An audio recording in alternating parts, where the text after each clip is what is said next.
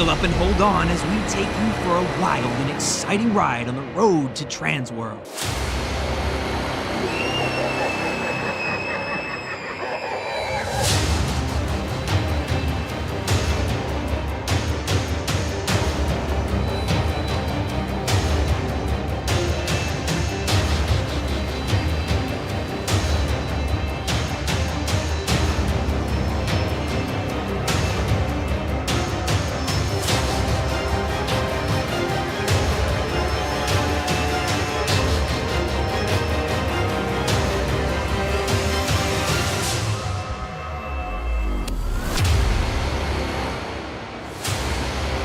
This is TransWorld Live.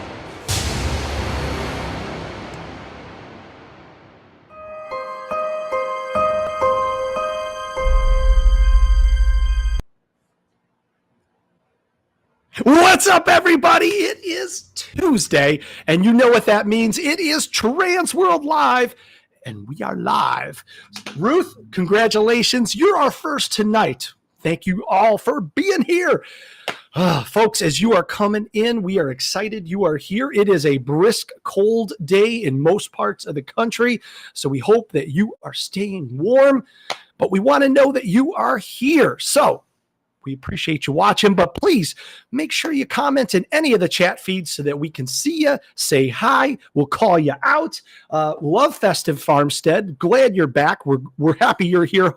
Hamburger Hospital. Of course, Alec. Of course, Jacked Up Productions. We love to see you guys. Grant Alexander, it's been a while. How are you doing, buddy? Good to see you. Good to see you. All right, folks.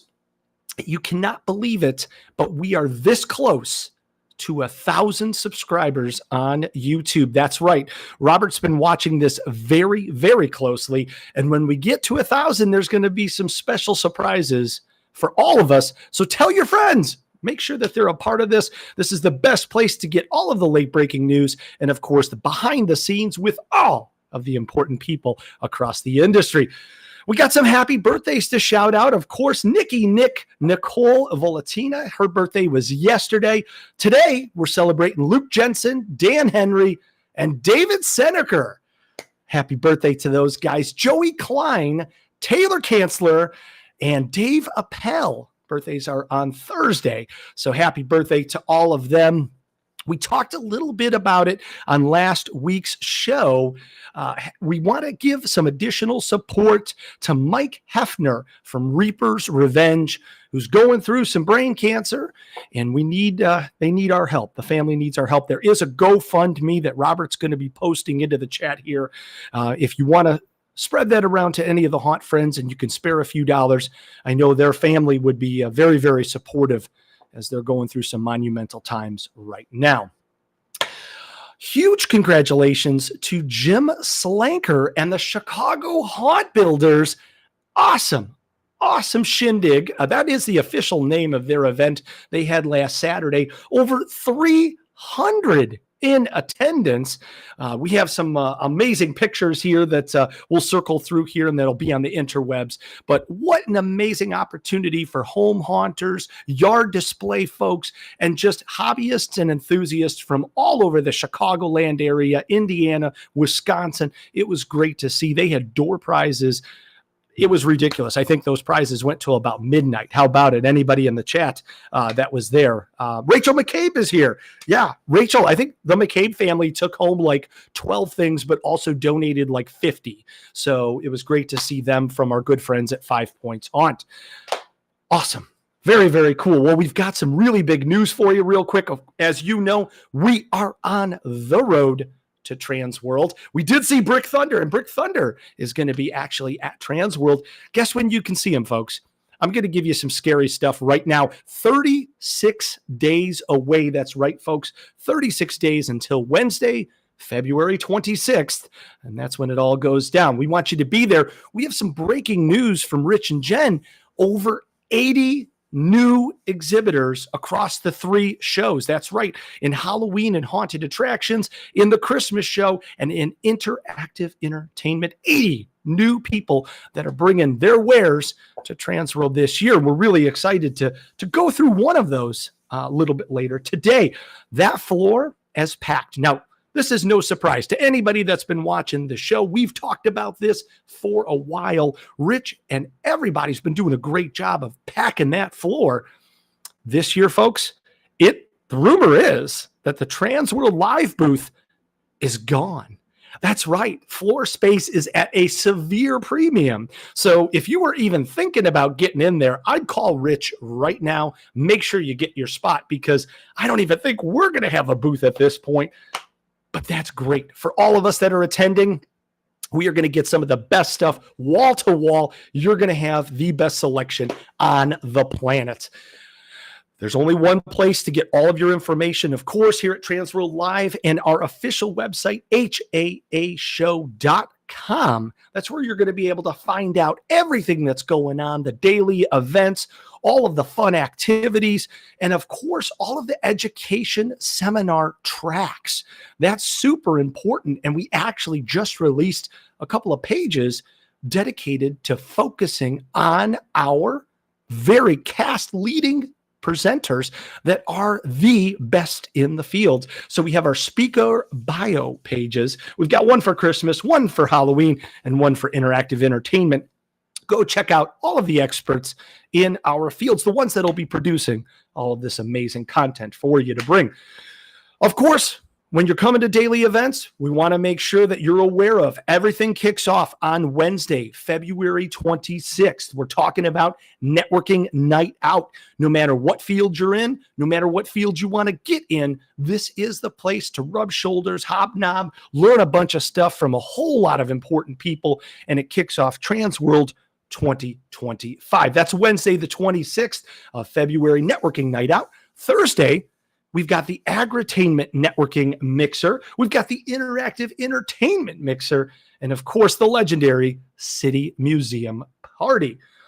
Friday, that's right, folks, Haunted Attraction Association, State of the Union, and their infamous auction, the Interactive Entertainment Speakeasy event, the Vampire Circus, the special screening of the Fright Stuff. We're going to talk about that today and really dive in. And then, of course, the Christmas show's Christmas Around the World event. Saturday, not to be outdone, the Haunted Attraction Association has their Oscars Awards, the Christmasing Show Networking Night Out Mixer, and of course, to cap it all off, the Zombie Prom. So excited. All of this, haashow.com. Go check it out. Get your tickets, because when it sells out, we're not going to be able to get in there. So if there's something talking to you, something where your friends are going and you want to make sure that you're a part of it, don't miss out. Get your tickets now. And of course, that last reminder, if for some reason you haven't gotten a hotel room, make sure you do that. If there's any left, we don't even know. I'm joking, folks. There are a few slim ones around. They may not be at your best choice hotels, but they're going to be a little bit down the block, but we'll make sure we get you in. So it's your last call. Well, that's all we've got for general announcements, because we have a very special show tonight. We've got a lot of amazing people, and we're going to start this off with my very, very special co-host to join me for the evening. You know him. You love him. He's been around for 30 plus years, a legend of the industry, the leader, the head honcho, the guy behind Zombie Army Productions, Statesville Haunted House, Hell's Gate, and a whole lot more. Ladies and gentlemen, John LaFlamboy. How are you? Hey, buddy. How you doing, Chris? How are you? 30 plus years. First of all, let's hold up on the 30 plus years. I'm not yet that old. Thank you. But no, I was making really terrible life choices 30 years ago when I was still in college. So give me that still. All right. But I'll be here when it's 30 years. I'll still be around, buddy. Thanks for having me, though. It's great to be here tonight. It's great to be on the road to TransWorld with you. I'm very excited. Oh, man, we are beyond excited. Thanks for taking some time, because seriously, and we joke about this a lot, but you truly have like a million things going on. And so the fact that you're going to hang out with us tonight means the world to all of us. And I know our fans are going nuts. The chat's starting to light up as well. So you're so good at that multitasking. I keep getting lost in the chat. I'm like, oh my God, there's Shannon. Hi, Shannon. And oh, there's Al. And then I forget there's a show going on here. I'm just seeing All my friends pop up. Like, here's Tara. Hi, Tara. Yeah. So It's so easy you'll to the do, right? multitasking. I'll try to stay focused and be a halfway decent co-host, since you told me I was a co-host 25 minutes ago. Exactly. We prepped a long time for this. A hot youngster. I love it. I love it. Oh, well, John, obviously there's a lot of love coming in the chat. People know who you are. And obviously I think you're one of the few that actually has like an IMDb page, right? So, but for those that don't know who you are, can you give us a brief history of who you are? That's a fool's task, right? Yeah. Hi, kids. I'm an idiot. My name is John LaFlamboy. For those of you who don't know me, I founded Zombie Army Productions. I was the producer director at Statesville Haunted Prison for 20 odd years. I am the owner of Hell's Gate Haunted House, the co-owner of Big Tree Productions. I do a bunch of weird stuff. I try to keep moving so the devil doesn't catch me. And yes, I have created at least a dozen now haunted attractions in the Chicagoland area since 1998. It is crazy. Like, obviously you're known for Hell's Gate, you're known for Statesville Haunted Prison, and we'll get to those in a section, but Fear at Navy Pier obviously was a huge landmark in your career. One of the only few people, and we have to kind of talk about this for a second, like one of the only few people that actually saw their haunted attraction sink to the bottom of a lake. Yeah. No one can say that, Notoriety right? in Chicago. I'm the one that released 53 foam zombies into the lake that came washing up for the next 3 years. Yeah. Yes, I also have that distinct honor of being the only one to sink a haunted house to the bottom of a lake. Yeah, we try to do everything, Chris. You know, we leave nothing unturned. We're all about the adventure over here. It is wild because people obviously know you because you've built such these successful attractions, these world-class, leading, very notorietous haunted houses across the country, right? But you started somewhere too. And when you started on your haunt journey, it was actually at a nonprofit. Can you just give us a little bit of hint? We always focus on people that are always very successful, but we'd like to hear how they started because I know a lot of people listening want to know how they can become you one day. Sure. Yeah. Yeah. I mean, it was a lot of years, right? You know, and a lot of failures. And yes, and I did start. Anytime someone comes up to you, they always have that question like, how do I get all of this? And I'm like, Jesus Christ, I have no idea. It was a mad, holy ride. The car was on fire half the time. It's not a road I can like give you a map to. But what I will say is, you know, I started in this business for, I think, the one and only reason anyone should start in this business. And it's because I love haunted houses. I love Halloween. And so when I started, I was a kid, I was an actor, you know, looking to volunteer at little charity places. You know, I was southwest side of Chicago, going to little Park District haunted houses by myself. When I got to college, I volunteered for a charity haunted house as an actor. You know, I was one of the kids hiding in the dark with the rest of the kids. And I had always loved haunted houses. I'd always loved the theatricalness of all of them, of all of it. And as a student, you know, in my theater department at Southern Illinois University, go Salukis, we were doing terrible fundraising. You know, I've told the story a million times. Like, we're a bunch of theater kids raising money to go to a theater conference that nobody would give us money to go to, and we were doing a bake sale. And after a weekend, we made $72, and the cookies taste like crap. So there was my moment to say, hey guys, you know, we're all getting this education in lighting and costumes and makeup and acting and directing and set building.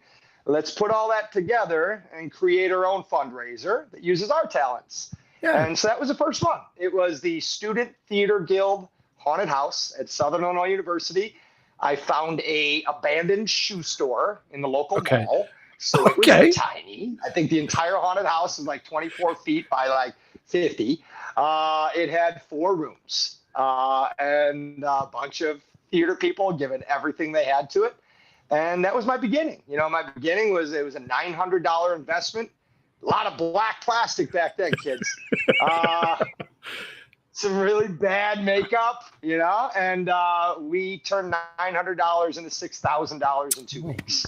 And wow. Yeah, and as a poor kid from the Southwest Side, I was like, holy shit, I think I found something. So yeah, it was from that moment on. I wrote a paper, a college paper.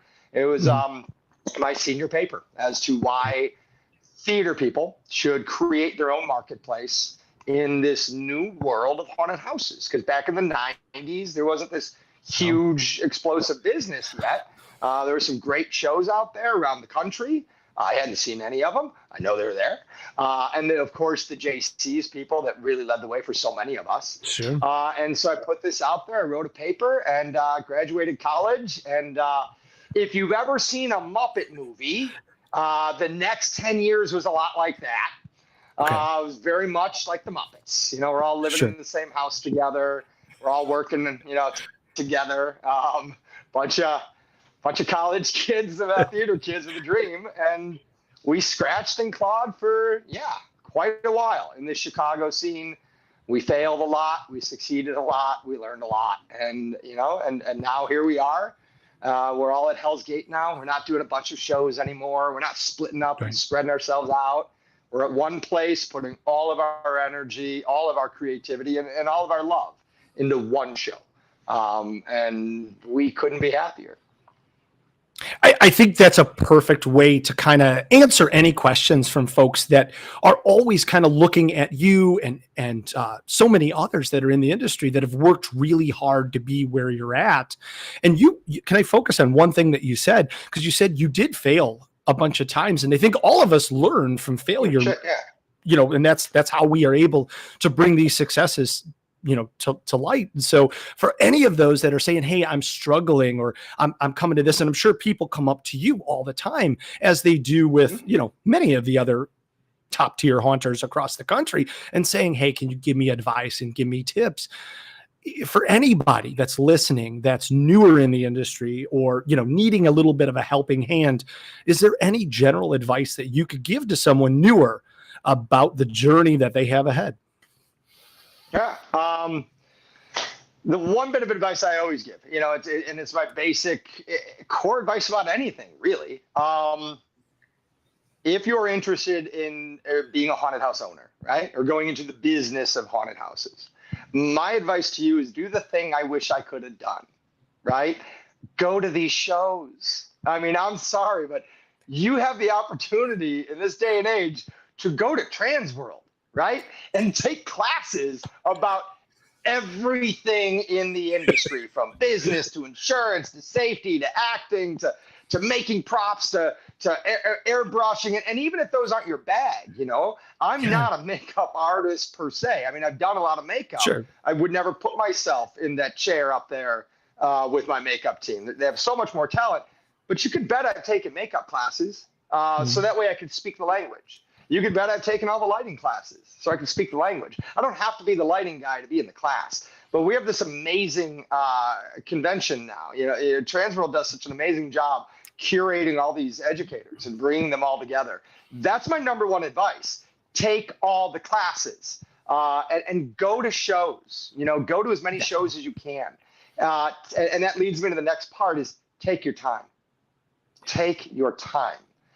Because too many people, I think, rush into this business.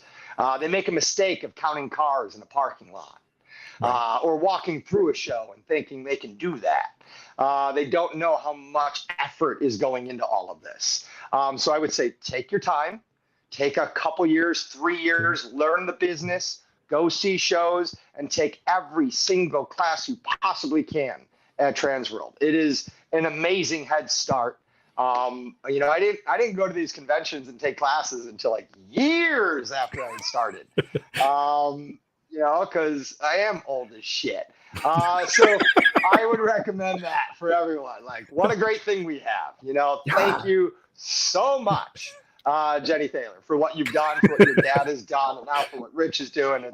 I am a huge fan of TransWorld because of the education and the bringing people together, bringing builders and engineers and designers and sculptors and all these people in the same building, it really is amazing. Well, and to your point, of course, they're the top tier, the brilliant minds behind our business, including yourself, who was featured in 2 national publications, including the Wall Street Journal and Forbes, and not in the entertainment section, folks, in the business section, because John is among the leaders of the haunt business. How did that feel? That was wild. I'm sorry. I thought it was a prank call. I remember I was hiking somewhere in Colorado, and we got to the car, and I see this call coming in. I'm like, oh no, is this a family member that we're supposed to meet up with? I answer the call, and I'm like, they start telling me they're calling from the Wall Street Journal, and I'm like, well, why? Like, are you trying to get me to buy a subscription? What's going on here? I just couldn't put it together. Why would you want to talk to me? So yeah, that first call was kind of slightly uncomfortable for the first 10 minutes. But yes, they ended up doing a feature on me in this wild business that is the haunted house world. And we had to do, God, what was it? Almost 6 interviews to do that. You know, Okay. and it's not like a normal it's not like a normal newspaper interview, man. Right. Like they have people doing all the background checking and going through all your numbers. Like they're very serious about business at the Wall Street Journal, Chris. Oh yeah, absolutely. So yeah, it was an interesting process. You know, you get to meet one-on-one with the reporters writing the article, and then you do several interviews, and then their editors have questions for you, and it's kind of like opening these doors, right, and inviting this whole section of America into a room that they really didn't know existed.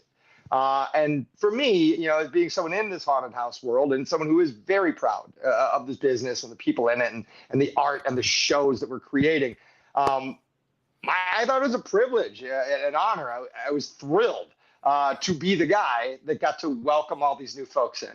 You know, like if I could show these people who never thought about haunted houses all the amazing stuff that's going on around the country, if I could like ring that bell, you know, for all of us, to a whole demographic that hasn't looked at us yet.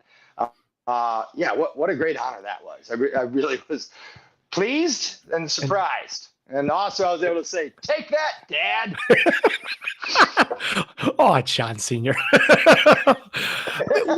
What a cool opportunity, though. Like for anybody that's thinking out, it's got to be very, very seldom that someone thinks out and says, hey, you know what? I want to run a business and maybe we'll scare people. Like scaring people seems to always be how people want to get in. It's fun. You get to go entertain people and be with your friends.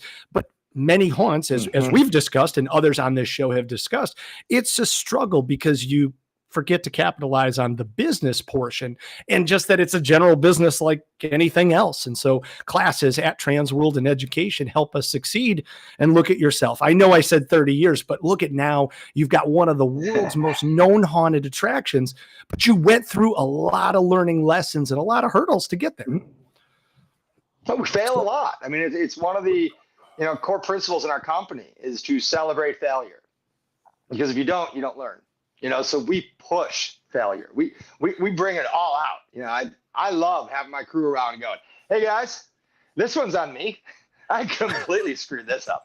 But this is how it happened, and then we all can learn from that moment.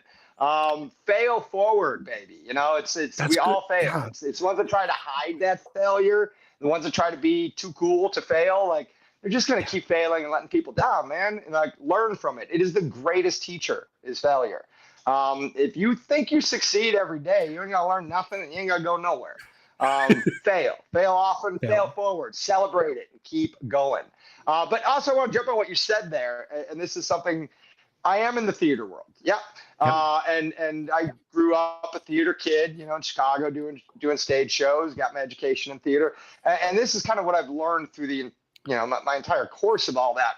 And I'm still, to this day, I'm an ensemble member at the Artistic Home Theater here in Chicago. Bravo. And so whether it's theater or film or haunted houses, I end up in the same conversation on a regular basis with people. And it's called show business. And if you can't do the business, you don't get to do the show. Amen. And Amen. you have to make it a priority. And there are a lot of people that go into this that think that, because they love scaring so much, and they're going to give it all they want. They go right past these basic business things they need to do first, and that business, I know it's a pain in the ass, and I don't like it either, man. Trust me. I got a theater degree. I never thought I'd be doing spreadsheets and talking to accountants and lawyers. Right. But it's what lets me keep doing the show, and the show is what I love. So you have to put just as much energy in the business. You have to have your profit and loss statements. You have to have projections. You have to do it like any other business if you want to keep doing it. Wise words, and lots of people agreeing with you in the chat, including the Hops family here. Scaring people is the view. Running the business is the climb. Love it. Love it. Now, I love that. Now, John, we've been blessed with a lot of your seminars over the years, and I know for a fact because we've talked to people. They've not all been great. Let's not say blessed, but okay. Hey, they have been impacted. We'll say it that way. But you are teaching 2 more seminars this year. If we can just touch on them real quick, your first seminar. Yeah. Go ahead. Yeah. Yeah, your first seminar is going to be on Friday called Building Your Army of Actors. Very applicable, obviously, to the leader of the zombie army. What can people expect in that class? Sure. I get also a lot of people, for people who don't know our show, we are an actor-based show. Above all, Zombie Army is an actor-based company. So all of my designs, everything we do is to empower the actor and have that immersive actor experience. So of course I get a lot of people, with questions like, hey, how do you get 150 actors on every night? How do you make them work? How do you make them stay? How do you make them show up? These basic questions. And at the end, there's no easy answer for any of that. Except before you address any of those things, you have to address, have you built the culture for your acting team to succeed? And that's kind of what I believe Zombie Army may do best. There's a lot of people who are much better designers than I am out there. A lot of amazing builders out there. But what we like to pride ourselves in is that we are an actor-first company, and we lean into that, creating that culture for that actor community. So that works. So the class that I'm teaching about building your army of actors kind of covers that. It covers, your recruitment, your auditions, your training, designing your actor show. There's a lot of people that'll just say, I got a bunch of actors and threw them in there and told them to scare people. And then they wondered why it didn't work. Can you imagine doing that on a movie? No.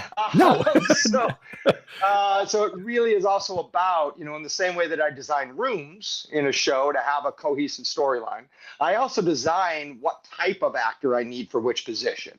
So it covers a little bit of that too, what types of talent you're looking for, and then how to properly manage that talent throughout the month of October, because there are so many mistakes where they just throw actors in and leave them there, and in November, wonder what went wrong.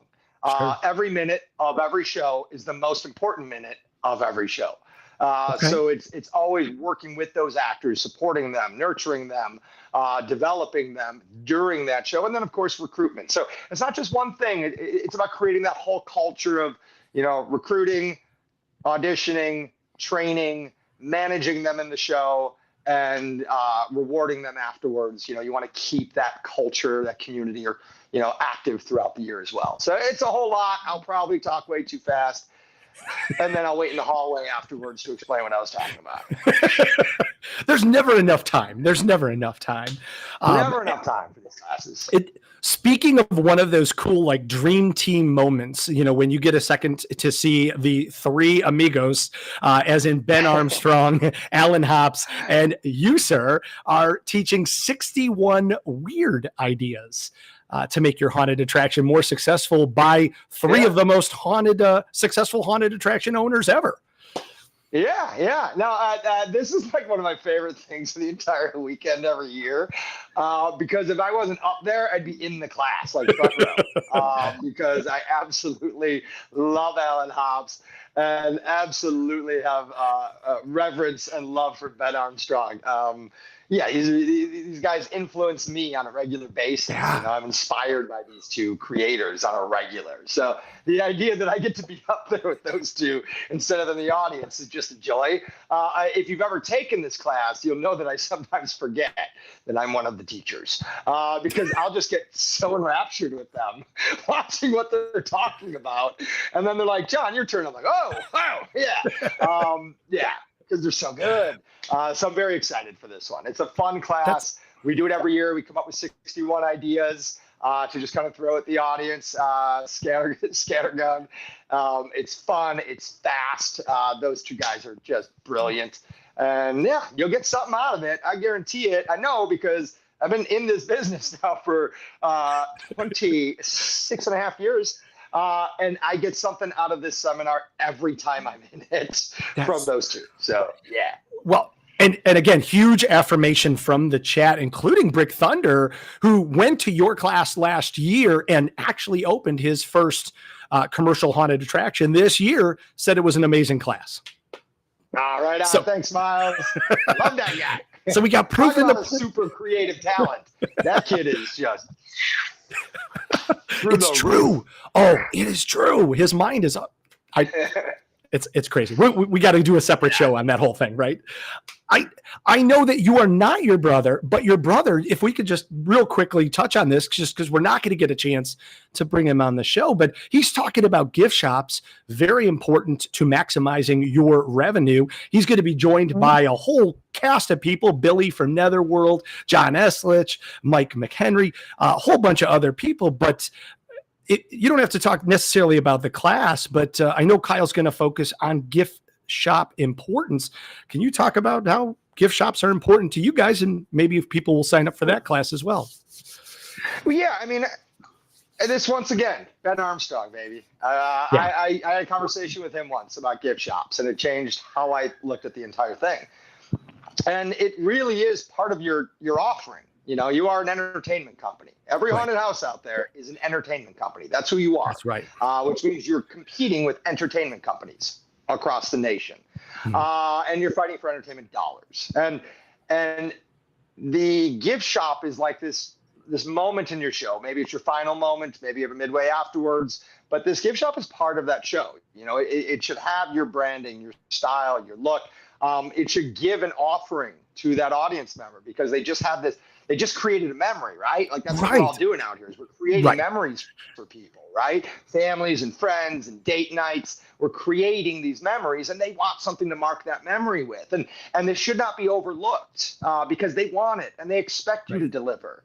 And let's face it, man. I mean, look around when we're talking about entertainment dollars. Clearly, you know, gift shops aren't my idea. They're not Ben's idea. No. It is just what is in the entertainment world, and it's about haunted houses catching up, really. And so we, after meeting with Ben, you know, in Atlanta once, we were driving through town, and he was gracious. He let us in, and he showed us his gift shop, and let us in on some of the thoughts behind what he was doing, and it opened my mind up to a whole new idea, a whole new world. And we went full tilt on our gift shop as if we were producing a show. When you walk in our gift shop, I want you to feel like you walked into a world. Hospitality is all we train in our gift shop. And with our gift shop, it's a little different. You know, we are also a dark art gallery gift shop where we have our artists and our, you know, whether it's a makeup artist or a costumer or an actor, they're able to put up their dark art and sell it there on consignment. And so they're making money that way. We're creating this space of dark art and celebrating all these independent artists. And it's this really beautiful thing that all comes together, but it's part of the show, you know? And when I do my walkthrough at the beginning of the night and I check every single actor and I check every single prop and I check every single light and effect, I also am walking through that gift shop and I'm checking every single talent that's behind the counter and making sure that gift shop is ready just like the rest of the show. So yes, we take it very seriously. It absolutely delivers. I cannot say enough about making your gift shop bigger out there if you haven't. It should have a lot of offerings. Absolutely. And Rich agrees with you, and so many people in the chat do too, but Rich just posted here, if you don't have a gift shop, you are leaving money on the table. Wise words. No, Rich is saying it right, baby, because you spent those dollars to get those people there. You know, you spent your marketing dollars, whether it's $1 a head or $5 a head, whatever you spent to get them there. They're there. You paid for it. So give them something else to spend their money on. You already got them there. What also may be just as convincing from Rachel McCabe, Hell's Gates gift shop is a problem for my wallet. Oh, thank you, Rachel. Now, John, you're hanging out with us all night here tonight, but you could see him and the Zombie Army Productions booth, the compound at TransWorld, booth 1723, hellsgate.com. He's not going anywhere, but John, if anybody wanted to reach out to you, what's the easiest way, or what's the best way if somebody had some questions for you? I'm old school, secret messages, like note nailed to a tree. Yes. Anything like trading a squirrel to bring me a message, like I'm into that. That's creative. That's cool. Smoke signals are cool, but lately hard to read. Or you can just email Hell's Gate. Just email Hell's Gate, and Aaron will get me the message. DOS administrator. He's wonderful. We love Chaka. He's a good egg. Yeah, just go to hellsgate.com, send us an email, and they make sure the emails get filtered to the right people, and I'll get one. Perfect. And I didn't even reply, but I'm not very good at it. Yeah. No. You're running a business. Now, and speaking of that business portion, and folks, John's not going to go anywhere. Thanks, John. You're going to be hanging out with us. So he's not going anywhere. We've got a very special guest who's debuting a new product, and we're going to bring it right up in front of John here. We're going to learn together, and we're going to talk about one of our newest and coolest features at TransWorld 2025 in just a moment. But let's take a brief pause for a thank you from our premier show sponsor, Ticket Spice.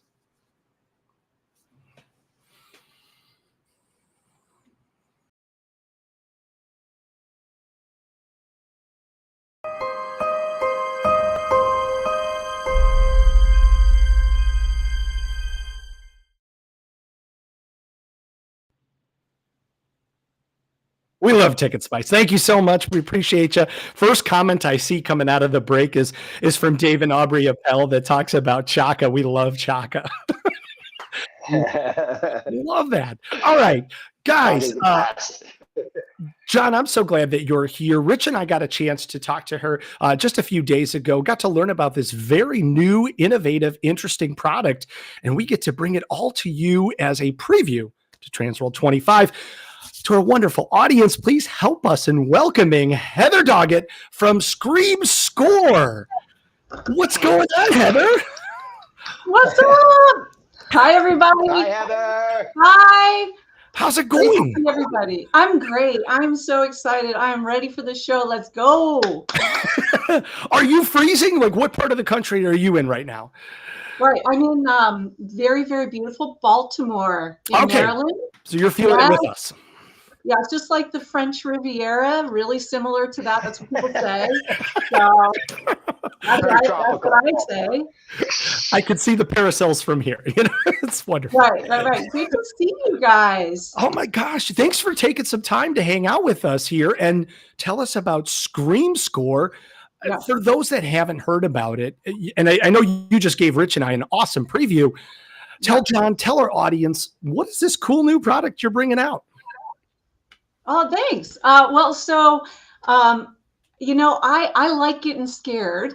I'm a big scaredy cat. I'm going to tell you right now. So don't come for me at the show to try to scare me to death. Okay. Okay. This actually came out of me being so scared that I wasn't sure I could handle going through Legends of the Fog. Okay. And we love those guys. Right. True story. My 14-year-old was like, come on, Mom, you're always the cool mom. You got to go with me. Let's go. And I said, hey, listen, I have a heart condition and I'm just not sure how scary it is. Like, is it scary? And then I thought to myself, has anybody been measuring fear and how your body reacts? And I know there's a few scientists that have done it and a few news stations that have done it here and there, but nothing really consistently. So I looked at my husband and he said, you could do that. And I said, what? So I started, I called up a developer that I know is a good friend of mine. and I said, this is a crazy idea. What if we actually use smartwatches to measure fear in the Okay. audience? Okay. And then that's kind of how it started. And then it's just exploded from there. Love this. Okay, so this will work with your Apple Watch, with your Android Galaxy, Samsung thing. With what's it work with? Right. So right now we're Apple only, but by the next haunt season, we're going to be in the top 3 Android devices. Oh. And so what you do is you scan a QR code at the entrance to the haunt. Oh, very nice. Okay.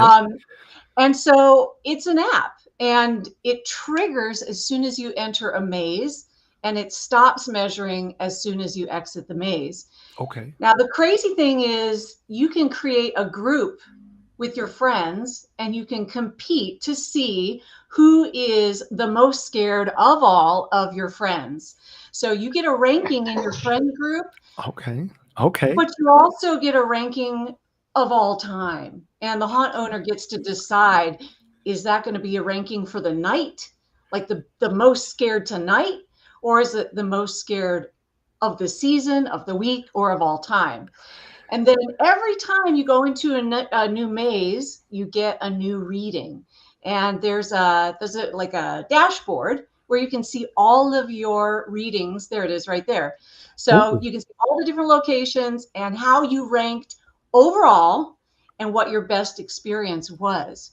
It's outrageously fun for the scare actors, because now at the end of the night in real time, the owners can show scare actors like, hey, Haunted Hayride, you guys have an average score of this, and Haunted Mansion, you have an average score of this, and tomorrow we're going to compete and see if we can get that higher, and we're going to see who gets the best score of the night.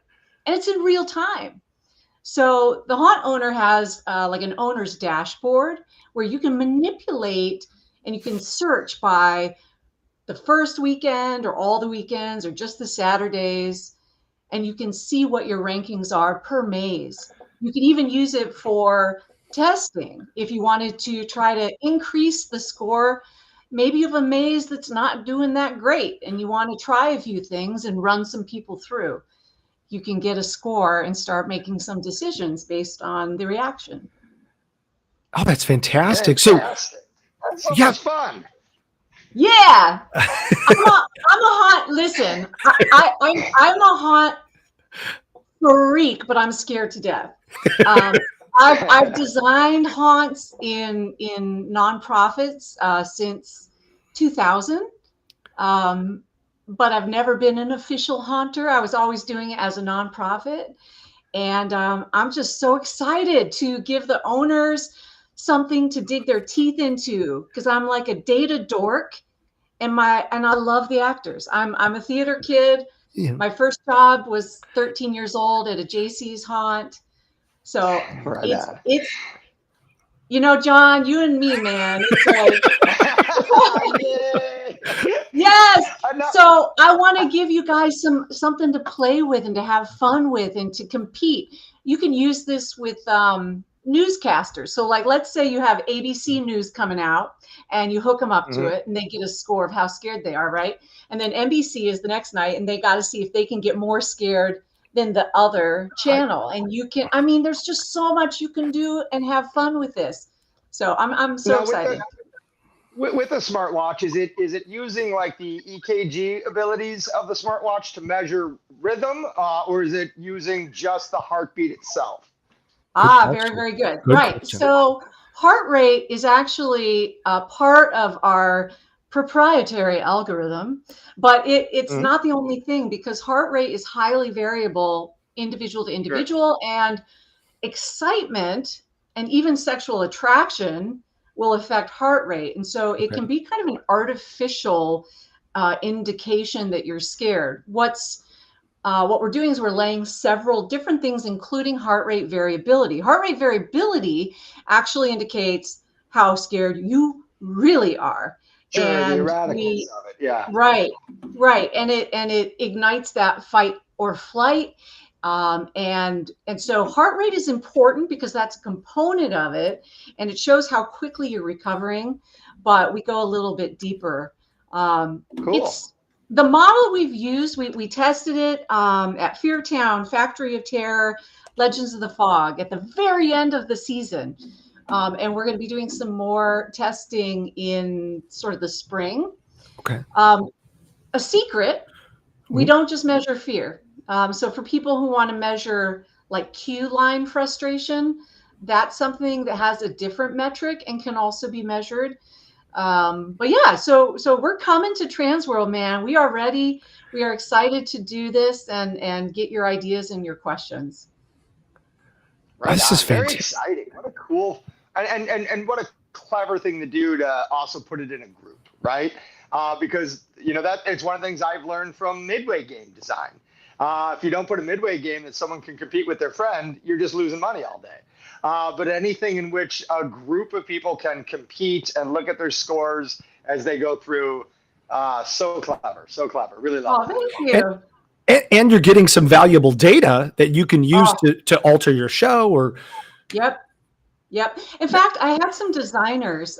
So I've got some wonderful friends, both in the like sculpting and mask industry, but also in fabrication. And they asked me at the Pennsylvania show, they said, hey, could we do something crazy? Like, could we get a baseline of how scary a haunt is as it exists? And then we come in, we've been contracted, and we redesign, totally reconfigure the storyline and the theming and everything.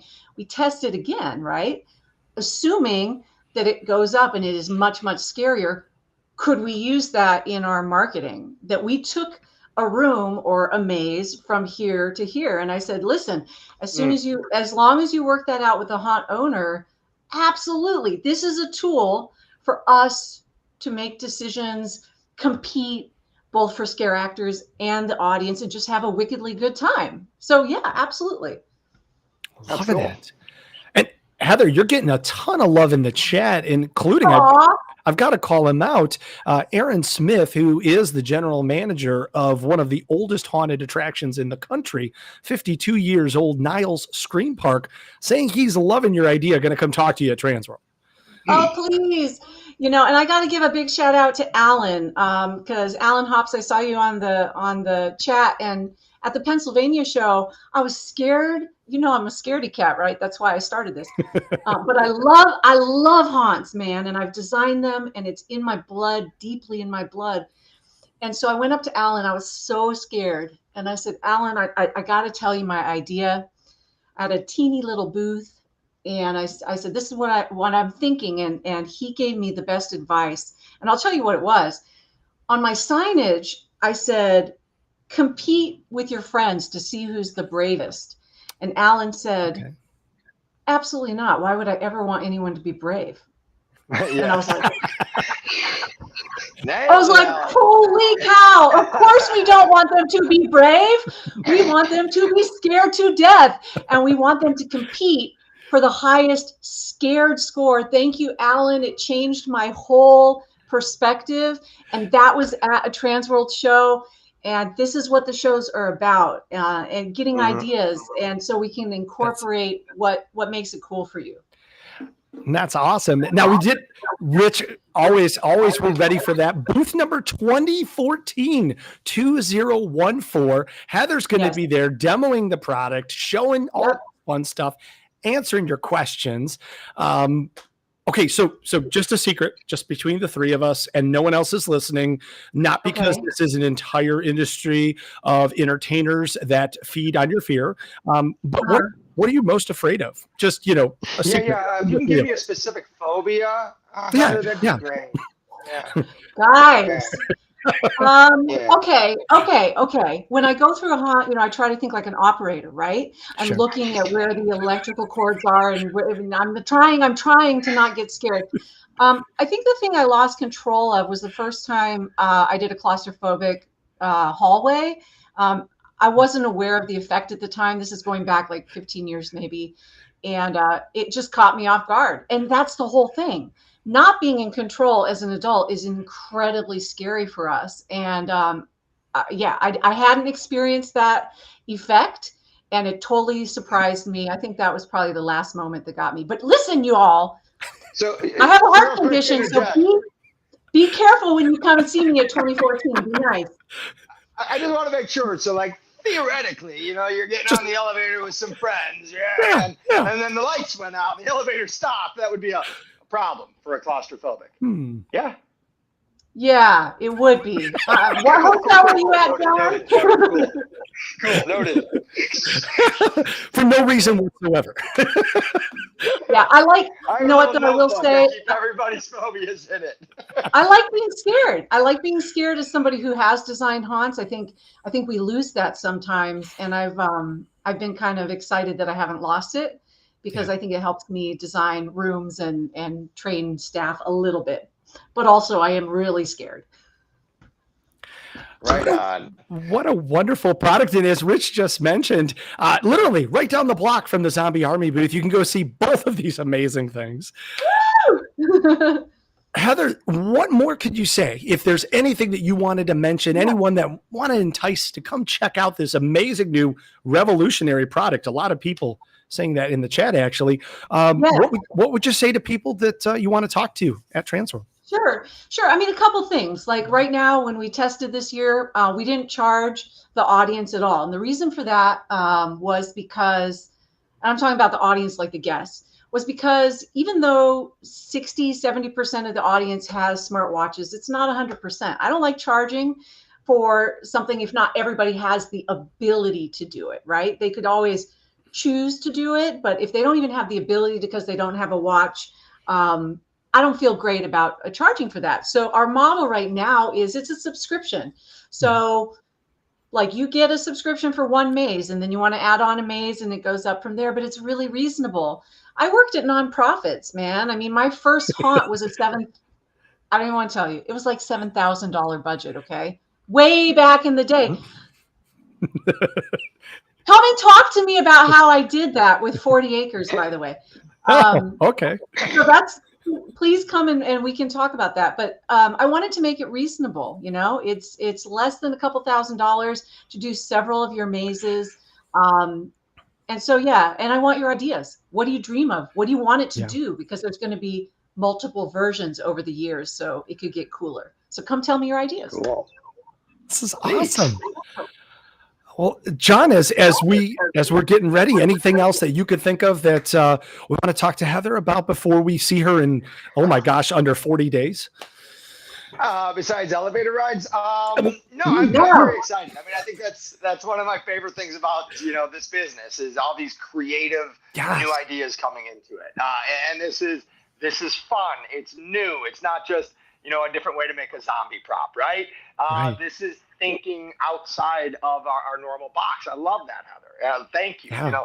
As a member of this business, like what a great contribution, to bring something so new and very tech heavy, which is just a different way to come at this. And it does take your audience members and give them this other, for lack of a better phrase, production value, right? Yeah. You're getting this other experience while you're there. So as an owner, I love the idea. I can't wait to scan the code and go try it. I can't wait to go play it. Awesome. Let's do it. Thank you guys. See in that chat in the chat as well. Like people really want to come demo, talk to it. Of course, that's going to be booth number 2014. Robert was kind enough to post your Instagram on the chat, but people, if they have some questions ahead of time, what's the best way to get a hold of you before we see you in St. Louis?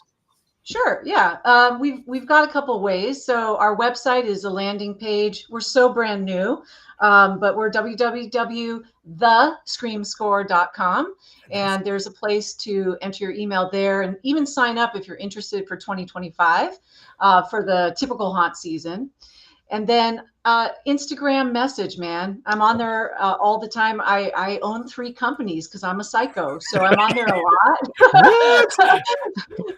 And so, I think, we'll find each other. And I want to learn from you all because I love this industry. It is a privilege to serve you guys and give you something cool to play with. So, let's poke some holes in it. Let's be supportive. Let's make the industry stronger. And thank you for having me on tonight. I cannot wait to see you guys in a month. we can't wait to see you. And if you've already got, you're talking to Alan, you're bouncing stuff off of John, like you are on the right track. We can't wait to see you. Thank you. Well, stay warm in Baltimore, thescreamscore.com, booth 2014, and we'll see you in just under 40 days. All right. All right. Thanks, Heather. See you later. Thank you. Appreciate you. Well, John, we got something really special awesome. next. I know. I cannot wait to check that out. Like, I don't wear a watch, and I need to go buy one now just so I can go test that out. Like, this is the fun part of being a co-host that didn't know he was a co-host until the last minute. Like, I'm completely surprised by the guests. This is fun. We love it. Well, guys, we've got a nice special treat for you tonight. So we're glad you're sticking with us because we have the creative trio, including 1/3 of them right here to talk about the Fright Stuff. But let's wet your whistle a little bit here. Take a look at the trailer for the upcoming premiere of The Fright Stuff.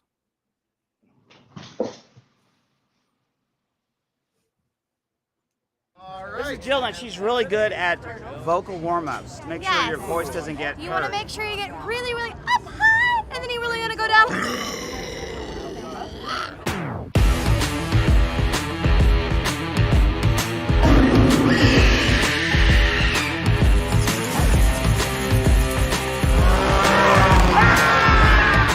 At 7 or 8, haunted houses were in my head. Did I ever dream in my wildest nightmares that I would be doing this for a living? No, absolutely not. There's nothing I like better than seeing these creations that I have in my head and then seeing them come to life.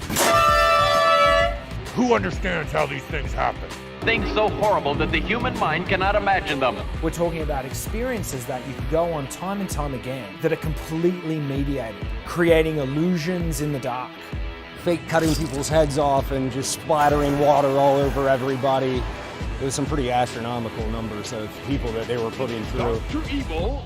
We had a handful of my college roommates. We put all of us in a building that was held together with duct tape and zip ties. Where we are now. Thanks for coming, burn in hell! We do tens of thousands of customers every year. Can I give you my money? Here people think of us as carnies a lot, but now they're starting to think of us as carnies that make money. Halloween is a $7 billion industry, and haunted houses are taking at least $1 billion of that $7 billion. It's such an exciting business to be part of. There's this dream that I always had for this company. It's been in the mix for like the last 8-10 years. Hellsgate Haunted House. First room in the haunted house. You want to see a haunt out in the middle of the woods, in the middle of the night. To do that takes a lot of work. Anybody that would choose this from a profitability standpoint is crazy. You're basically working for 50 cents an hour, if you get anything. It always costs, guys. We are dead broke. It takes months and months of planning, and even when you get that, there can be a lot of strange twists. It's underwater. It's done. When you want to follow, something that you feel like is your dream, you got to make some sacrifices. As an artist, you just always want to be creating something new. You always want to see what else you got. We're doing it because we think this is the most unique thing we could possibly do. We open at 7 o'clock, 7 o'clock on the nose. They want to see your ugly ass faces, so you got to bring it. You come help the gargoyle plug in his microphone? Time for fire. People are sweating and they're wiping their forehead. No, fuck you! To see somebody losing their shit is just like the biggest reward. I see so many people come through and they're like, oh, we could do this. No, you can't. Concussion, something like that. Drunk people coming in, people out of their minds. That guy must have been on like PCP or something. He was on a lot. Like, you hit an actor with a sword in the face, you're going. It's a f***ing bunch of horse shit. Somebody's throwing up? Front rug was rolling up. All right, front rug was rolling up. That's a lot better. We're really like a family. We grew up in this business together. When we come together here, we find our family. Have a great time scaring. It was really necessary to bring out the best in these kids. They were more comfortable in the dark. And if it wasn't for everybody here, there would be a lot of things in my life that were wrong, but you guys helped me make it right. I prefer to give my kids experiences, and this is one of the most interesting experiences I could ever think of to give my kids. Did your dad teach you how to do that? Yeah. Yeah, it gets in your blood and it never gets out. It's a life. If you have the love, you're going to make a great show that the audience is going to love. Welcome to opening night at Hell's Gates. I can't ask for anything more.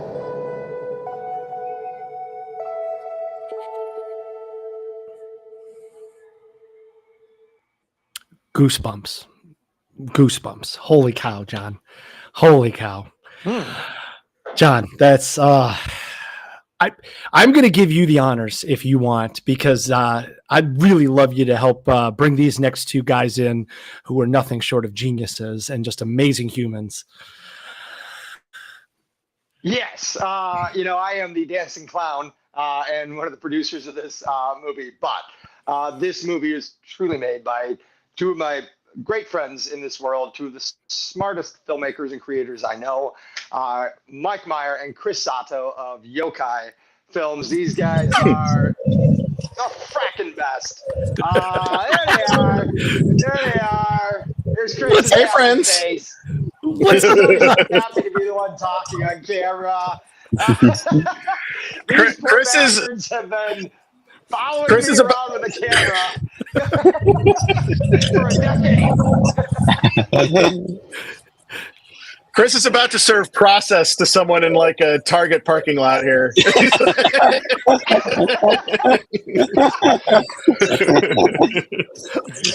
On the road. Yeah. Thanks for having us.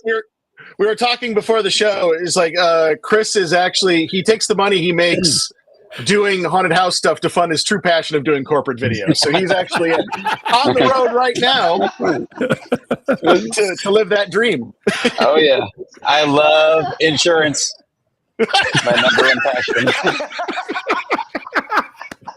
Yay, Stafford Insurance! Yay.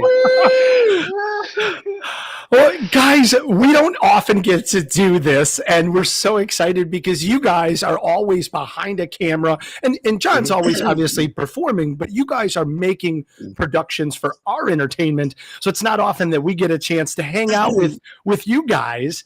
So thanks for taking some time, from doing other stuff, making money, and making your insurance. Well, thanks for having us on. Thank you so much. Now, for those that don't know, obviously, let's get the base work out of the way. You guys make movies, you make productions, you do amazing stuff, pre, post, all of the stuff like that. But tell us all about Yokai Films. Chris, you want to take that? Yeah, sure. Yokai Films, I started about 10 years ago. I actually started it while I was working another job. I was just looking for better things to do at the place I was at. So I was literally booking new jobs and trying to get new creative work. And Mike was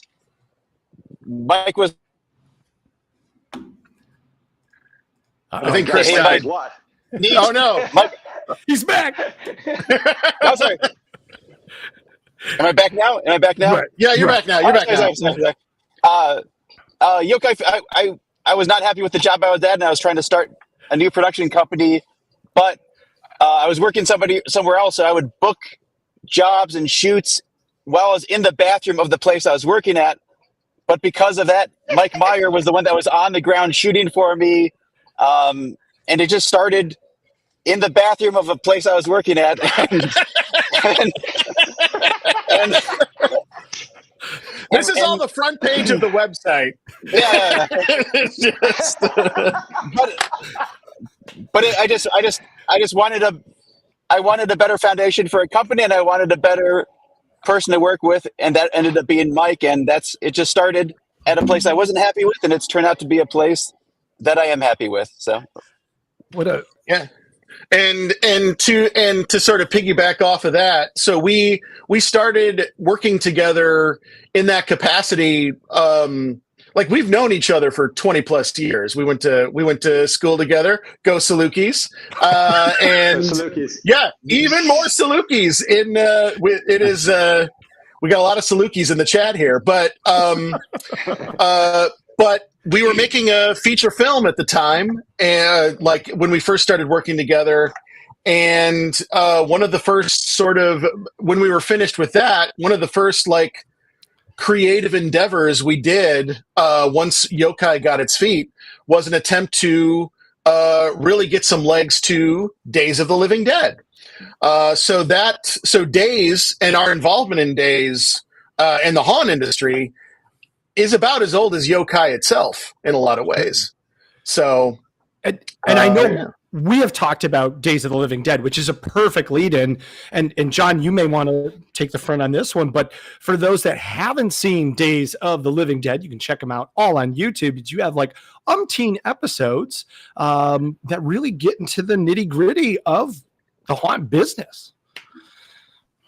Yeah, I mean, just with Mike and Chris, I mean, we have produced 11 seasons of Days of the Living Dead. Oh my gosh! So you can literally like follow Zombie Army for 11 years through Days of the Living Dead, and they will take you as the viewer backstage, behind the scenes at TransWorld, or when we go out to Midwest Haunters, or when we're designing out of my house or building at the haunted house, or audition episodes or acting class episodes.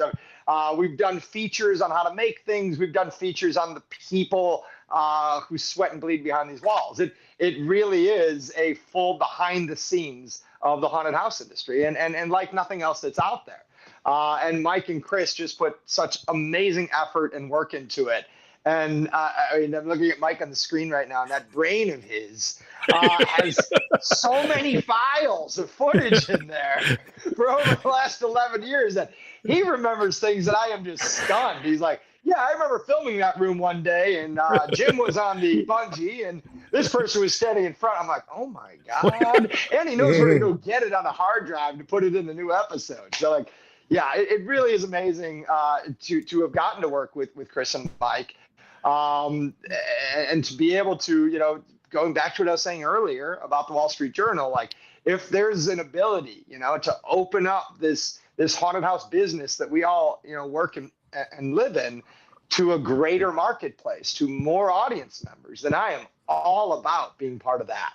And that is one of the things I love about Days of the Living Dead is how much we bring new people to the haunted house world because they had no idea. Yeah. And I hear it all the time. They're like, yeah, I had no idea. I'm like, what didn't you know? She's like, I had no idea haunted house people were so nice. And it's one of the things I hear all the time. And I'm like, yeah, I know, right? Like, you think we're all a bunch of weirdos that want to hurt people. No, I mean, these are lovely, beautiful, creative, passionate artists. And I think that's one of the fun, great things about Days of the Living Dead is it really gets to bring those people, the actors, the technicians, it brings those people to the front. And I love that about the show. And to be able to work with Mike and Chris, I mean, we all went to the same university. We never met when we were there. But now we've been, best of friends for over 11 years now. Yeah, it's great. Yeah. I'll say this. For people who've seen Days, just because I can't help myself, as John was talking earlier, I was like, I tried a little experiment. This is a way for you at home to do a do-it-yourself, make-it-at-home episode of Days. When this stream is over, go back and watch John's intro segment as he was talking, because a lot of what we cover on the show, whether it's some, whatever specific thing we're talking about, whether it's the build or the show or whatever, it's slathered in John building people up and motivating people. And as he was saying that, I'm like, I want to try something. I opened my music app and I just started playing Kenny Loggins songs from like 80s movies, like from Footloose and like the Caddyshack movies. And you put it on a like just low enough to that interferes. And I'm like, this is the end of a Days episode. This is great. So if you have the inclination when you're done, you can make your own at home. I recommend, You don't. Yeah, not even Footloose. Go to that other song from Footloose or the one from Caddyshack. Yeah. I'll make a playlist on like Spotify or something, but I don't know. Well, projects.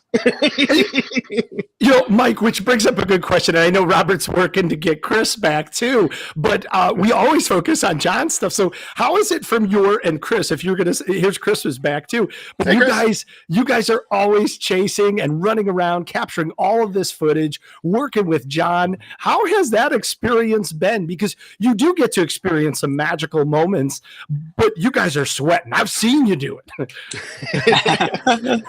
Well, it doesn't take much to get me to sweat for sure, but it's one of those where, especially in the early days, and like I really have to say, like the three of us in doing this for so long have really grown as collaborators and really figured each other out. And yeah, I mean, I think learning everybody's rhythms, and not just us being able to keep up with John, but and learning how to make this show, because in the early episodes, as Chris kind of pointed out earlier, the first season I was kind of doing solo, right. And so I'm trying to, and the whole time I'm like, is this going to cut together? Is there a story here? That kind of thing. But then over time it builds, and then when Chris became more available, it's like, I always kind of say, if you're watching Days and the story's really hitting, that's me. If the images are knocking your socks off, that's Chris. Okay. And to be able to fold those two in, and then to work with John over time, who's like now done this a bazillion times. It was one of the great honors too. Chris had held a dinner at the end of the year for people involved with Yokai, and I got to brag on John in front of Marianne Childers, who, if you live in the Chicagoland area, is sort of a big time Chicago anchor from way back, and just be like, sure. Yeah, not only is he talent, he's also, you'll be interviewing him like, are you producing me as you're talking? Do you have The Shining? What's going on? And like to be able to have that kind of like creative shorthand is really, really cool. Chris, what were you going to say? Yeah. I think having John is the greatest gift to a filmmaker or an editor, because he himself is a storyteller and he knows what you need. And so there's the moments that you're going to get a story from him because he's crafting it in his head, because he kind of knows Mike's rhythm for editing and he knows kind of what we're looking for. But we get those great off the cuff moments for John where he's just being himself. He's absorbed in the moments, but he always makes sure that we get what we need to make the show with sound bites. So he always gives us this fantastic setup, and it spoils us when we have to edit other people, because we're like, why don't like someone else will ask, and we've done this quite a bit where I will look over at Mike. Because almost all of our cameras, we run in 2 cameras, and if we're interviewing somebody and it's 20 minutes and they haven't answered one question, we kind of like give each other a look. Nothing outrageous, just sort of one of those. But I think the main thing with John for me is he is and I think Mike can attest to this, John is the bravest person I know. Yeah. And I am in awe with him, with what he does, with the risks he takes. I mean, if my film business sunk publicly in a lake, I wouldn't touch film for the rest of my life. John, nothing can stop John. And it really is an inspiration to see him push through and to create things like only you could imagine as a child. Like John is the storyteller from Stand By Me come to life. What he says becomes reality, and it's just a pleasure for us to be there. So. Oh man. Yeah. Thanks, Chris. Thanks, guys. Well, I don't think there is tons of episodes. For a while? You don't mind, Chris? You want to go take a cry break? That'd be all right. We need like another segment. Exactly. Well, do you want to go watch the last 10 minutes of Feeding the Beast real fast? the last 3 or 4. In slow motion. Yeah. It's funny. I literally had a call, Mike, when I watched the edit of Feeding the Beast. And I watched it alone in my office, sleeping at the haunted house. Oh, no. And I got to the last 10 minutes, and I just sat there and cried. And I had a call. I'm like, Mike, you're going to hurt so many people. Well, it's one of those things, and it's one of the things that's great about working with this crew is like we're just as big of fans of the stuff as anyone watching it. Like we get inspired by this stuff as well, and so I feel like I'm kind of the first person, like the first audience member for these things too. And I remember getting to that point, knowing that's how the edit was going to go, but I hadn't laid in the music yet, and I laid in the music, and I'm like, oh no, I have to show Chris because I'm like, is this too much? And he's like, no. No, do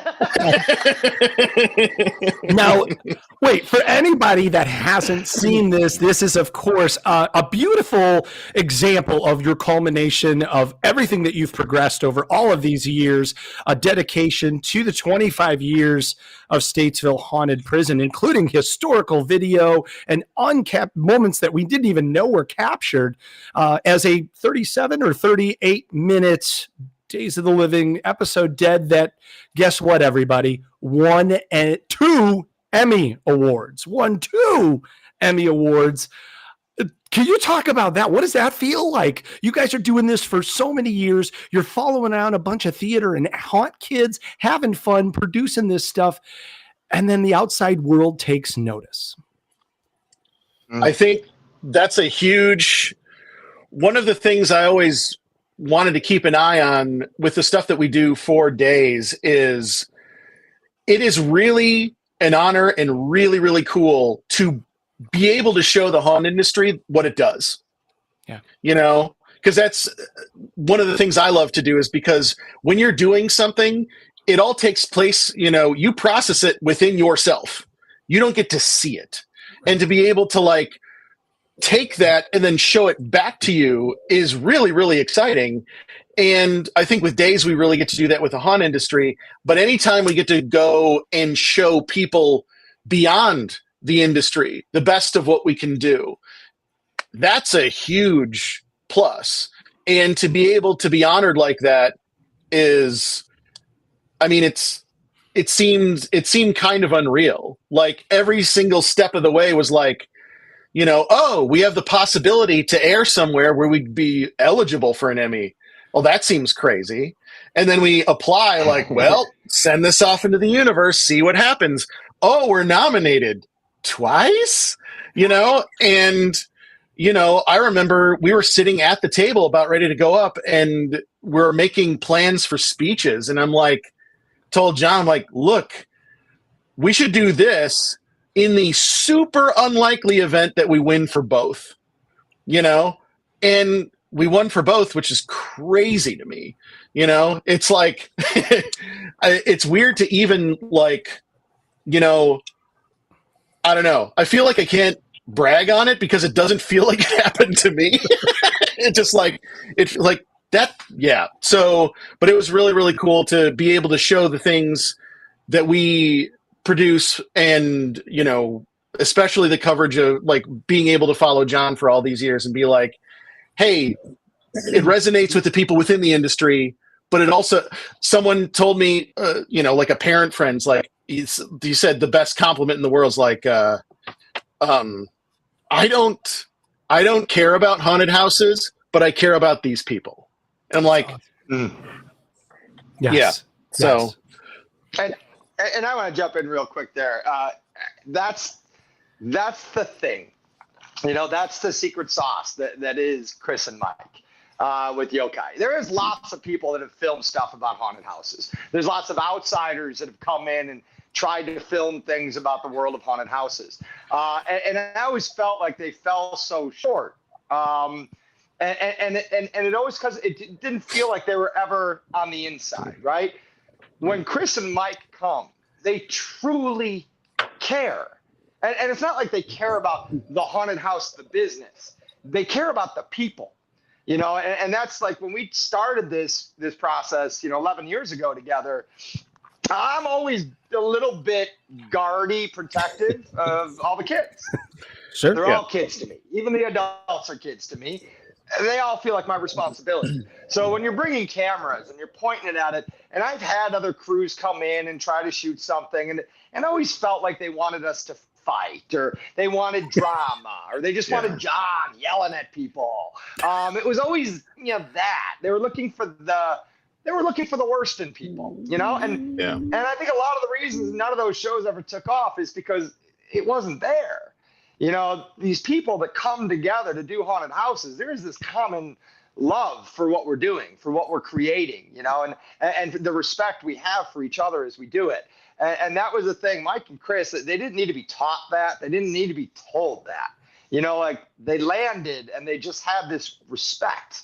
Whether you were a 14-year-old kid or you were 60-something years old and you've been there forever, they respected you and they told your story and they told it honestly. And I think that's one of the great things about Days of the Living Dead, one of the great things about Feeding the Beast, the Statesville doc, and one of the most amazing things about what's to come with this documentary is it truly is taught. It's told by people like Mike and Chris who care. They care about the people, and it shows. You could feel it. And I think that's why it's lasted so long. I think that's why so many people like it. It's not about scaring people. It's not about the horror. It's about the love, you know, and anyone that works at a haunted house or in a theater, you know, or on a film crew, like it's the arts, baby. You know, we have this, we're all doing this thing that is hard to do, that doesn't pay a lot, that goes against the grain of a lot of society. And we're all coming together and we only have each other when we do it. That's the special magic that's happening behind those walls. And Mike and Chris, like that they lived in that world and they brought that world with them, that care, that respect, that love. And I think it's why they've been able to create such amazing content for all these years. And why I think so many people in the haunted house world, the viewers tonight, the people at TransWorld that don't even know about this yet, you're really going to love this movie. You really are. Because it is told with that love, with that care, and what they do. You know, they traveled around the country talking to all these different people. It really is special. It really is a special piece that they made. I'm proud to be part of it. But man, nothing but unbelievable respect for Chris and Mike for the work that they put into this. Well, we're proud to have been a part of it. That's for sure. Yeah. What an exciting opportunity for all of us, the fans, the people in the haunt industry, to be able to not only see a production from an Emmy award-winning team, but then to give us the gift, not only to see ourselves, to be able to reflect, to be able to celebrate our industry, but to be able to do it at our trade show in the midst of everything going on, free of charge, thanks to Jen and Rich and the entire TransWorld team, and to be able to come in there and everybody together live and celebrate what it's like to be in the trenches, to feel that excitement when you pull off a great night. And I'm so excited to see how you guys captured that magic, because you've done it for 11 seasons and now you're going to do it for the whole country. Yeah, I'm incredibly jazzed. The history parts of it. The parts of but the things Mike found out there, man. Like, I've been doing haunted houses since I was in college, and every time I'd look over the new cut, I'd be like, "Wait, what?" I was learning as he was editing about the business that I'm in. Like, he did so much work about the history of this business that we're all in, and it doesn't exist, man. It is not out there. Like, there is no true documentary that really does explore the history and times of the haunted house business in America. It really is a special movie, and I gush because of the work that they've done on this. I mean, I'm just a clown on camera, baby, and I have ideas and I'm a producer and whatnot, but what they've done to bring this home and to create this piece, it really is special, and I really do hope people take advantage of the screening. Because Rich and not just Jen and Rich are being so generous by supplying the room, supplying the bartenders, making sure we have bar, because you need a bar. God damn it, it's a zombie Absolutely. argument. And they're being so generous putting that up, and also because I put the caveat out there that I didn't want anyone to have to pay for it. So like, yeah, I know, like, real big jerk move. What a great friend I am to Jen. Here's this thing, and no one can buy a ticket. Because I want everyone to have this moment. I really do. Like, I think it's special. It's a movie about these people. It's a movie for these people and for the greater audience to learn about these people. I love that we're all going to come celebrate it together. And then it may be a while before someone can see it. And that's what makes it special, right? Yeah. This is a friends and family screening. And then we are going to take it on the festival tour. And it'll be a year before you'll get to see it anywhere else. After we in fact sell it. So this really is a unique moment. I'm so glad that Mike and Chris were able to get it ready and have it for this moment so that the haunted house community gets to see it before anybody else. I think that's really special.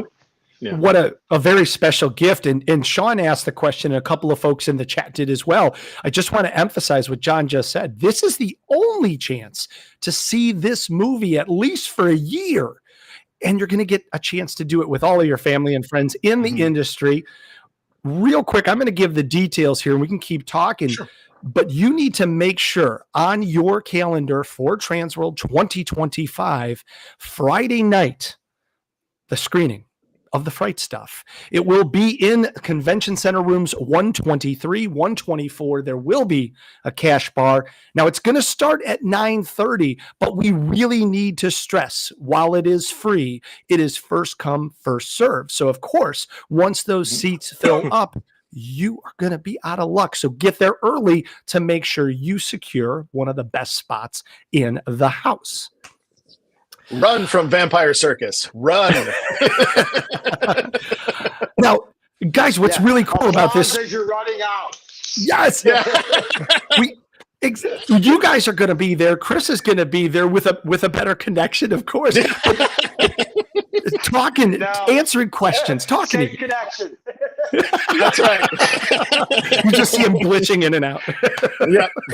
He'll be there live. And we're going to have him there. We're just going to put him in a box, and we're going to keep drawing the curtain shut and open and shut in the box while he tries to do the Q&A. Yeah. Just a glitchy hologram. And the box will be labeled insurance. I love it. Right. Okay, so you guys obviously have traversed the country. You have really dug in here.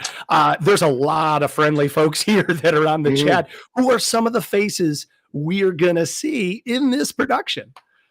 Well, so aside from, all of the familiar faces that you'd see on Days of the Living Dead, who are obviously all up in this, all of it, a fundamental part, but also a great many people who are sort of like, definitely, paragons of the industry. You have Ben and Billy from Netherworld. You have Larry Kirshner from The Darkness. You have Leonard Pickle. You have, you have Adam Johnston, who started Poison Props. Just incredibly Jen Thaler running the show. Jen Thaler. No one wants to be on camera more than Jen Thaler. I'll tell you that much. Oh wow! And also sort of got Ed from Distortions. Ed from Distortions. Sydney Neal. Marsha from Distortions. Yeah, Sydney Neal. Yeah. You got the Morris family. You went to the Morris family, yeah. The Morris, and big thank you to the Morris family. Like Sean especially has been super helpful. Like, talk about like it's so great to be able to run into people who are like their own personal archivist, where you're just like, it's like, man, I might have a couple low res pictures of, this thing I did last year, and Sean has like, a book's worth of like, we have enough stuff to do a doc on Dr. Evil himself, Phil Morris, as it stands right now because of the help they provided. And, honestly, it's been great. It features so many great people that we've met over the years. And I'll be honest, like, it's worth saying, like, some people who, most of them are still here, but some of them are not. Sure. There are a couple people who, one of the more notable ones, I guess recently, was like one of the first people we interviewed for this doc years ago was Steve Kopelman. And he recently passed, like maybe a month or so ago. And yeah, I mean, and I would say whether or not you see someone you recognize or someone from your haunt, or you, like, my hope is that you see you in this, like whether or not it's your haunt specifically, you specifically, you see, but you, in somebody here, you see you. And that's something that, is something that throughout this whole process, I wanted to make sure, like, this isn't, just about the legends of the industry or, the people at the top. It's everybody. It makes it relatable, because you're right. You can't capture every single show in time and in history and obviously geographically, but to be able to kind of get a little bit of archetype, so it's relatable to everybody in the industry and they can see themselves in there if they're not physically on screen. Mm-hmm. Absolutely. Oh, yeah, and Mike did such a great job of finding that balance, of having mega haunt owners, like Netherworld, to like park districts like the Haunted Hayride, or the home haunters, like everybody that is kind of part of this world, whether a home haunter to a mega haunt owner to a trade show to a vendor to a historian, like everybody's kind of in this, and that's the beauty of, Mike's storytelling, Chris's storytelling here, is they've really been able to kind of bring a person who knows nothing about this haunted house world and really bring them into it. And even people like me who've been into it teach me a whole lot I didn't know about the history of the haunted house world. And that's still one of my favorite. When the movie goes black and white and we start doing the history stuff, I just love it. I just have so much fun in those parts. Oh, I forgot, in this sort of like hall of honor of people who you're going to see in this movie, I forgot one incredibly notable appearance by Chris Zarobski. What? You're in this movie. Oh no! You're in this. Yes, you are. Oh no! Yeah, you are. Oh no! And I gotta say, and I don't know if this is how, to what degree this is sort of like playing with the fourth wall or whatever, but I wanted to thank you, Chris, because in addition to giving us your time and expertise, in front of camera, you also helped set us up with people and connect with people. We would not know Michael Peters from The Nightmare. Yep. Love him. And his whole crew in Manuka, if it wasn't for, your recommendation to reach out to them. And, we covered them for Days of the Living Dead. But then as we're doing the Chris and I were talking about giving this, the side looks as we're doing interviews. But that whole thing was like we were looking at each other the whole time, like, okay, this is going in the movie too. Yeah. Like, this can't be left out. Like, this is, so all that to say, like, you're gonna get your flowers in the movie, but I wanted to make sure you got it here as well. Like, couldn't have happened without you too. I'm honored, because those guys, I mean, that's one of the things that I love about this industry, and you guys have already touched on it, is the passion and the love. We're a family, and right here on this show for a number of seasons, we've talked about haunters helping haunters, and Michael Peters is just a great example of doing some amazing work in his family's home, just entertaining the audience and making sure they're having a great time. They don't even take any money. Anything that they get donated, any collections they donate, and these guys just have that passion and that drive. And when you guys were able to capture some of that, because there are hundreds and hundreds and hundreds, far more home haunts and yard displays than there are pro haunts. And we love our pro haunts, but the home haunters, they have just as much passion, and their creativity is just oozing. So to be able to capture them, as well as some of the budding attractions, as well as some of the top tier, it's just awesome.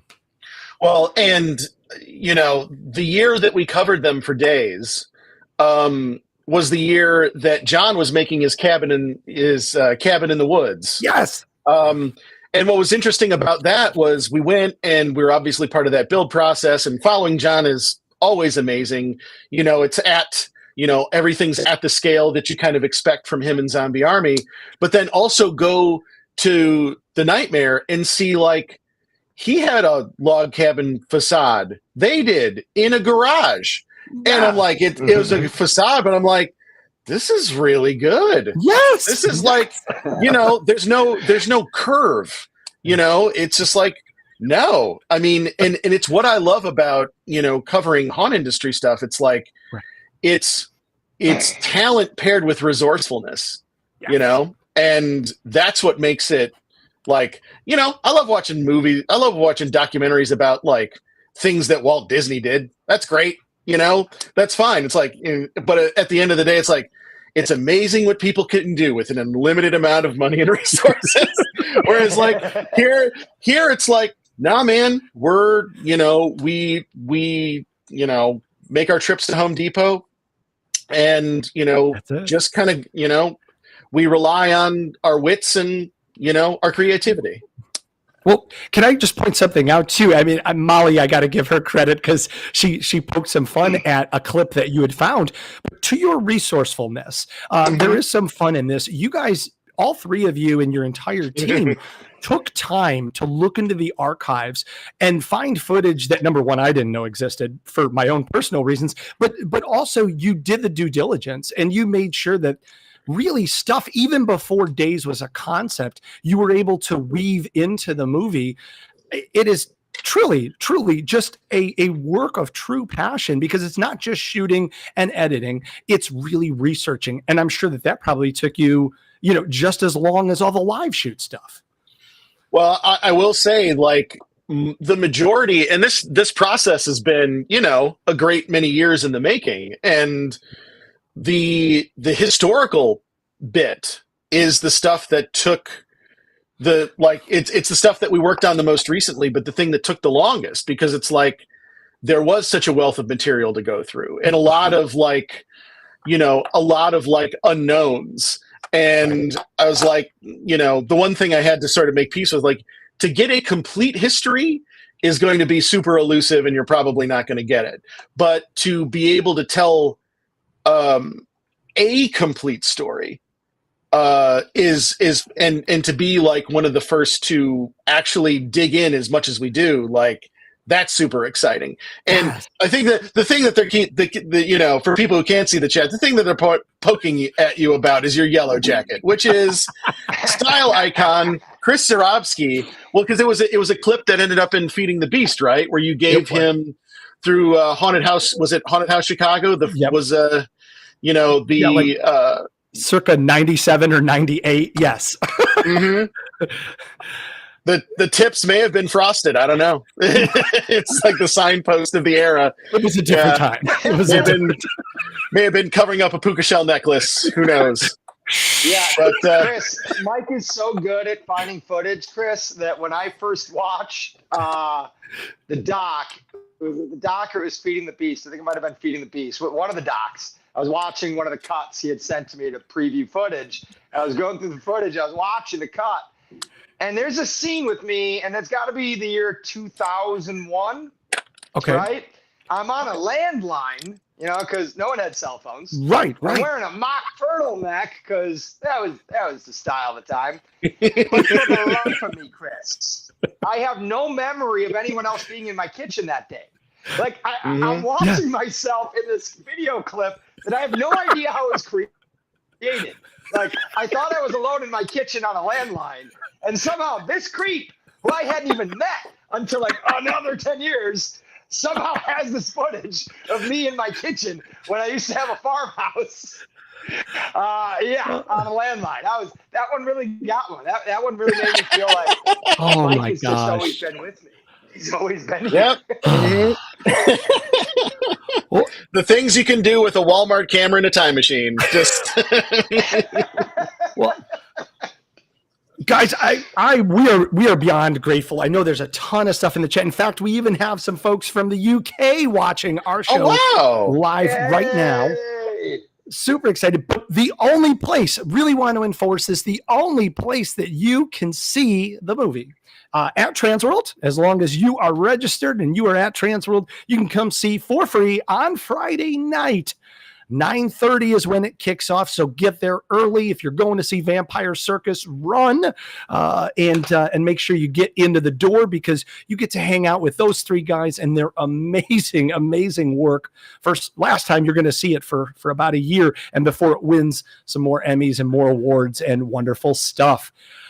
Guys, I know that the Days of the Living Dead booth is $17.25 when it's not Friday night, and they want to come see you guys. Can they come see you during the show?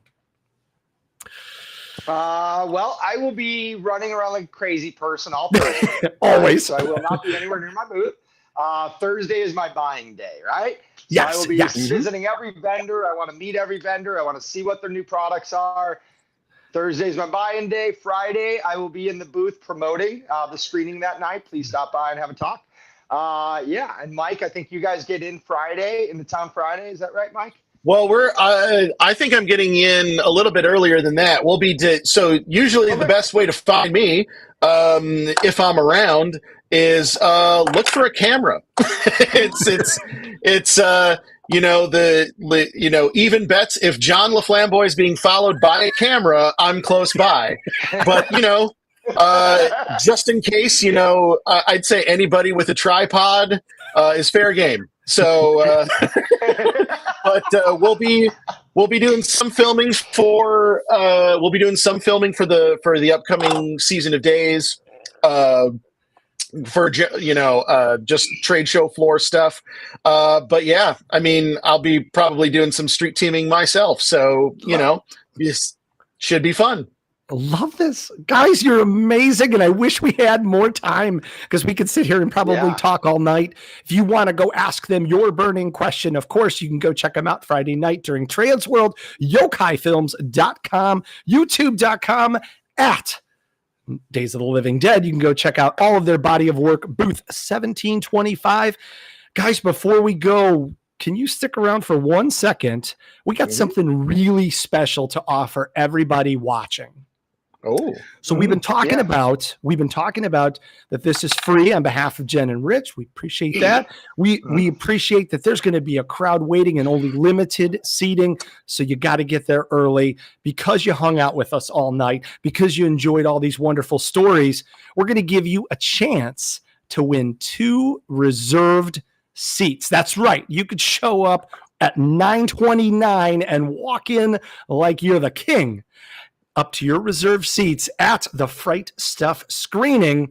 But you got to answer a trivia question, and we want to see if you've been paying attention. All right. So if you're going to TransWorld and you want to see Fright Stuff, because we know all of you do, and you think you've been paying attention, and you're the first person to answer this trivia question, we're going to give you 2 reserved seats to the movie. All right, you guys ready? You're going to type TW and then the answer to this question. All 3 of these fine gentlemen went to the same university. What university was it? You call us fine gentlemen. Jesus Christ. The fact that we went to this institution would indicate we are not fine gentlemen. Yeah. There we go. There we go. Alec Carlson, first one out of there. Yeah. SIU, Southern Illinois University. Quick draw. Alec, nice job. Alec, you are going to email me, KRIS@HAAshow.com. Chris at HAAshow.com. We're going to get you hooked up. Thanks for watching. Thanks for all of you for being here, and we can't wait to see you in under 40 days. Holy cow, at TransWorld. Actually, Chris, before we go, I want to jump in here just because Chris got raptured and got off the call, so he's been sending me texts. I just wanted to sort of end the discussion about Fright Stuff and just say our hopes for the screening. Our hope definitely is we want to make sure that we as filmmakers do right by the haunt industry. Yeah. And Chris wanted to say he said, in a world where a lot of people don't have the courage to take the chance at their dreams, being surrounded by haunters who risk it all for the love of the scare and the love of the community is incredibly fulfilling. So figure there's no better way to put a period on that than the words of Chris Sato. So there you go. Bravo. Guys, anything from your own selves that you want to say before we depart for tonight? Oh, yeah, this is going to be fun. Just like you waited till right before the show started to tell me I was co-hosting, I'm going to get you right back. Hey, buddy, would you mind doing the Q&A? Would you moderate the Q&A after the movie for all these lovely people in attendance? Would you be our moderator for the Q&A after the movie so they can ask us questions about the documentary after we watch it? Mm-hmm. I would be honored. Yeah. I want to have fun with this, but and I will just say, thank you. I'll just say, for me, spread the word. For all those people out there, if you could do us a solid and spread the word. Not because we're making any money on butts and seats. We're not. This is all a free event. It's free. But I really don't want anyone to miss the opportunity. And there's so much going on at TransWorld that sometimes you miss things, and then it's like a week later, you're like, I didn't know that was going on. So, how about your fellow haunters and let them know this screening is happening. Let them know to come out and have fun with us that night. We're really looking forward to being with the community, and I'd really hate anyone to miss the opportunity. So please spread the word, and thank you for all of you out there for listening. Yeah, thanks everyone. Babble and talk for the last hour plus. We really appreciate being on and the opportunity to talk about the things that we make. It's a privilege to be here. So thank you. And to recap, anytime John speaks, you put Kenny Loggins from any movie in the 80s. Caddyshack, Footloose. Those are good ones. You can even do Transformers the movie. I did some songs from that. That worked pretty well. So your at-home Days of the Living Dead kit. If you've learned anything today. Oh my God. There you go. Gents, this is awesome. Please tell Chris my best. We'll see you guys in St. Louis. And we'll see all of you here next week, next Tuesday the 28th, as we continue the road to TransWorld. We've got more amazing stuff coming right around the corner, some breaking news to release to you. So do not miss it next Tuesday, the 28th. Again, thanks to Mike, to Chris, and John. Thanks for being my co-host tonight. I love you, buddy. All right, guys, stay warm, drive safe, and we'll see you next Tuesday. Good night, everybody. See you guys. Thanks, everybody. Safe travel.